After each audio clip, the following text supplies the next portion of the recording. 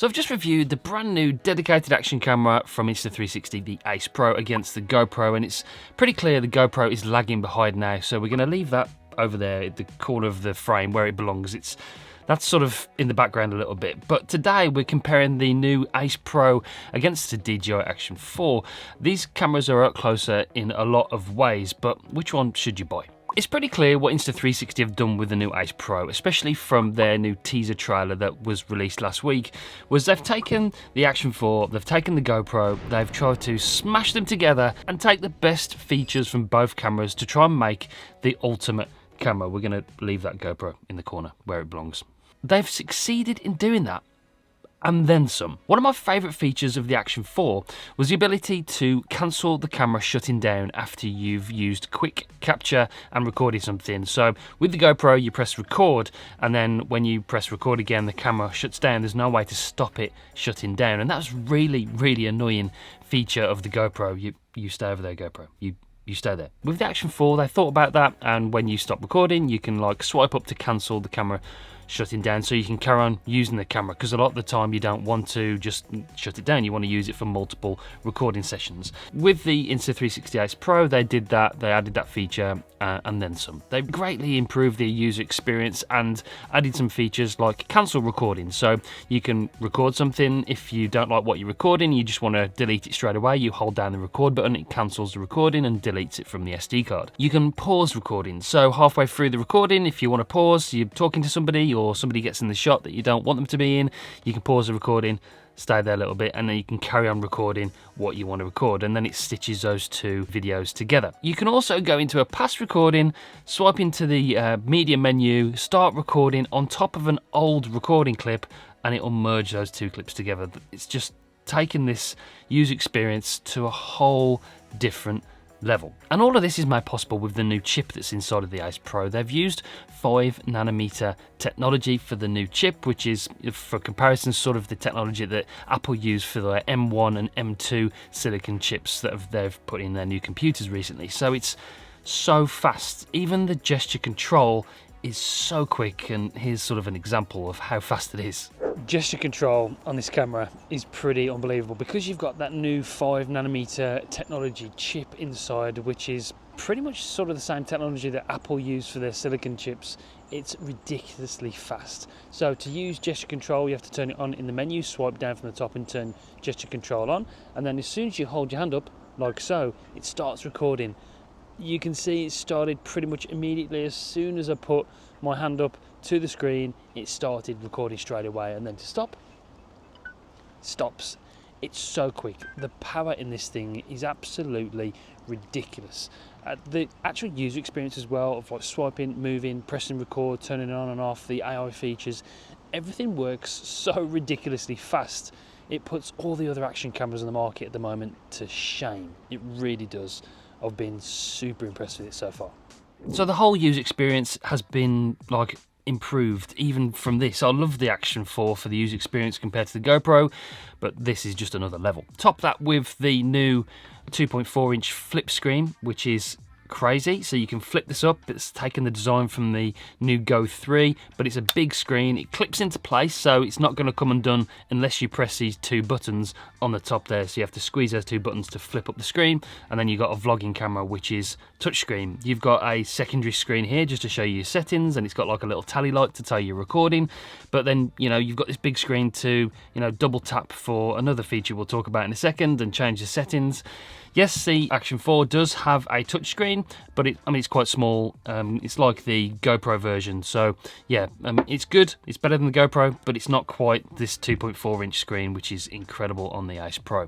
The other thing I loved about the Action 4 compared to the GoPro was the fact that it was small, it was rugged, it had a good battery life, it didn't overheat, and it had fast charging. Now again, Insta360 have taken the Ace Pro, they've added all of those features, and then some. you can see where I'm going with this. So the Ace Pro, built like a tank. It's a little bit bigger than the other cameras, not too big that you can't use it as an action camera. It has fast charging. It can charge from 0 to 80% in 16 minutes. The battery life is incredible anyway. It doesn't overheat. I am going to do a full overheating test in a real world scenario, but that's what Insta360 have told me. They've assured me you won't have any overheating issues. It has a new magnetic mounting system on the bottom, just like the Action 4, which I loved compared to the GoPro. I actually add a sort of mount on the bottom of the GoPros because I don't want to use those legs that they use, those Action legs, although they are probably more secure for really extreme sports. They're just not as convenient when you're using these cameras every day. The magnetic system is the way to go, and that's what we've got on the Ace Pro as well as the Action 4. It's waterproof down to 10 meters. They've used the same size sensor as well, 1/1.3 inch sensor, which is like the Action 4. And we've got this continued collaboration with Leica. So they've added a Leica lens in here, co-engineered with Leica. So you're getting some really great image quality, which we'll touch on in the video. That 1/1.3 inch sensor gives it great low light performance, which the Action 4 had. But again, they've taken it to another level with a new mode called Pure Video. So Pure Video takes advantage and makes the most of that new 5nm chip. Super fast, super powerful, and it adds some AI denoising to the low light footage. So Pure Video is a low light dedicated mode for your action camera, and the footage, I've got to say, just looks really ridiculously good. So it's very, very good compared to the Action 4, and it's not even funny when it comes to compared to the GoPro 12. It's very good quality low light footage. It adds sort of stabilization, like I mentioned, the AI denoising, so it's like a nice smooth footage. It's not grainy.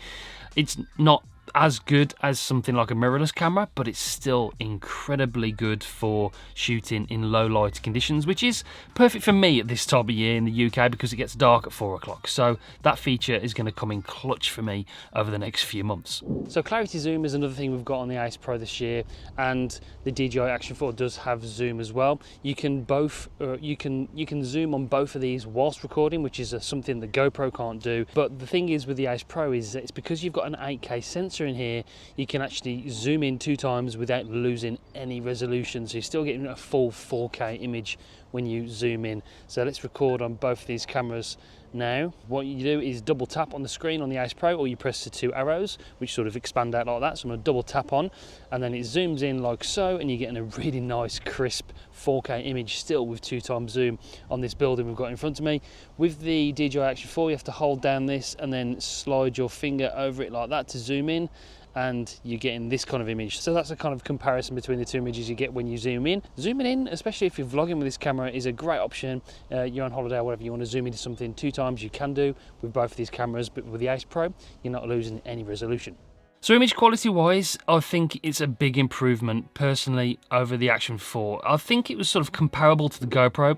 GoPro have that sort of resolution advantage where it's 5.3K, but when you compared the Ace Pro to the GoPro, I didn't see much difference in the footage, to be honest, because you've got all that power inside this new camera with that new chip and the lens and the big sensor. It still looks extremely good. The image quality is absolutely phenomenal. I think it is better than the Action 4. It does look very good on the screen, especially in that forest environment. When I took it on the mountain bike, you could tell a huge difference in the footage. It was more contrasty, it was sharper, it just looked very, very good.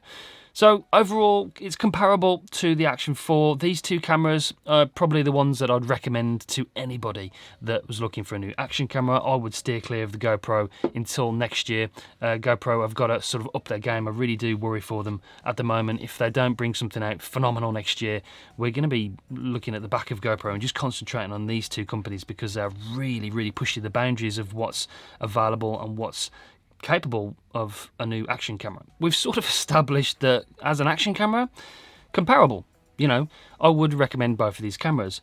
But when it comes to everything else, for a normal creative camera, a vlogging camera, an adventure camera, a travel camera, this is where this just steps up the game. as an action camera, it's fantastic, but it does everything else as well. That flip-up screen, man, I just love that. So the other things that this has in this year's model is the AI capabilities. They've really stepped up the game. They were already sort of leaps and bounds ahead of the competition when it comes to the editing, post-production, creativity inside the app, the creative options you've got inside the app, and the AI capability that it has. They've really stepped it up, not only in the app, but in camera as well. So you can actually go into the camera and edit the footage yourself. So I'll show you what I mean in the camera above. So we've got this little bit of footage that I recorded on the skateboard this week, and we can go into the button, press play, and you've got this little button on the side called AI markers. So you can press the AI button, and then this little flag pops up as the footage is playing along. You can scroll through the footage, you can go back to the start, and then say we want to get myself coming into this shot as I come down on the skateboard. What I want to do is record myself so I can hold this marker down as it plays, and it will save a clip I've gone by, and that's a highlight of a particular bit of a clip I wanted to save. If you want to save another bit of the clip and walking away from the camera here, or just me doing this bit, I can hold another marker and it will record that bit for me as well. If we press done here and then pause the video, it will put up these two little flags on the bit of the footage here. If we go to those two flags, we've got a 2.9 second clip and a 3.1 second clip. I can press this button here, add those two files together, and then we can save that, and it will come up with a little menu saying separate clips or merge the clips. So I want to merge the clips together. So that saves storage on your device as well. So you've got the highlights of that particular clip. You don't want the rest of the footage because it's a bit of a waste footage. So what we can do with this bit is it's 40 seconds of stuff we don't want. So I'm just going to delete that, confirm the delete, and then if we go to the actual top, you've got the highlights saved in there, and those are the two highlight bits that you want of the footage that I wanted to save, and that just saves a lot of hassle, saves a lot of footage on your device, and that is an amazing feature. The fact that you've got that processor inside of this camera allows you and gives you the power to edit in camera.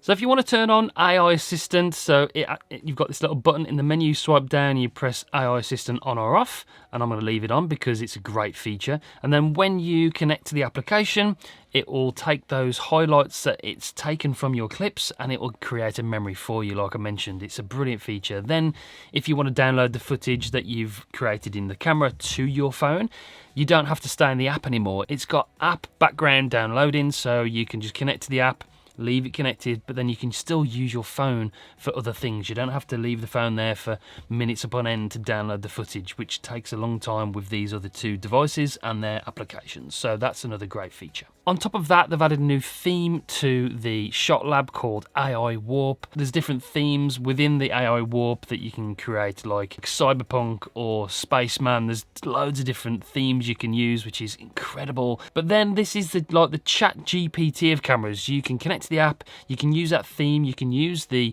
dedicated themes they've got within the app, or you can create your own. You can highlight something on the picture, for instance, and then you can type a custom command into the application to change that particular thing. So it's incredibly powerful, and you can just use your imagination to change stuff within the footage you've recorded using AI.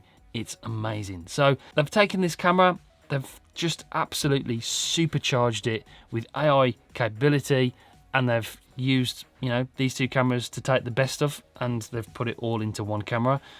I've been super impressed with it so far.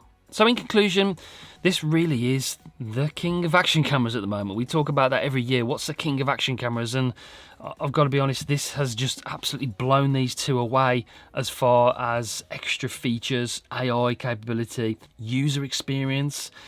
It really is an incredible device to use. And if you're new to the channel, make sure you subscribe, press the bell so you don't miss any future uploads, because there's so much to cover on this camera. It probably warrants dedicated videos on individual features.